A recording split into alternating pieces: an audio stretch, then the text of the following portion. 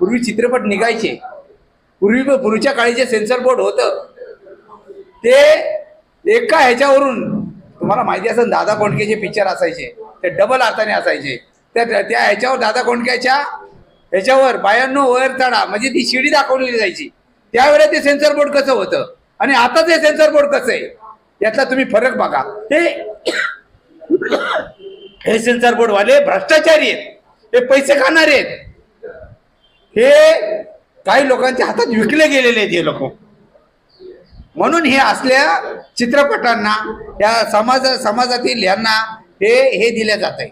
सरकारचा सेन्सर बोर्डवर अंकुश पाहिजे, सरकारचा बिलकुल अंकुश नाही त्याच्यामध्ये. या सेन्सर बोर्ड हे एक नंबरचं भ्रष्टाचारी लोक आहेत सेन्सर बोर्डवाले. दुसरी गोष्ट, हिंदुस्थानमध्ये देवाच्या नावावर धर्माच्या नावावर असे पिक्चरांना हे अनुमती का देतात? ज्या करून त्यांनी ज्या धर्माची त्या समाजाची भावना दुखावल्या जातात, त्या भावना दुखावल्या गेल्या नाहीत पाहिजे. त्या भावना तुम्ही दुखावण्याचं काम करता.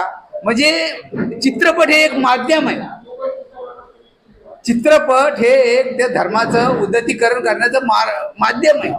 हे माध्यम सरकारने जर त्यांना हे जर करायचं असेल त्यांनी त्या पाहिजेवर अंकुश आणला पाहिजे.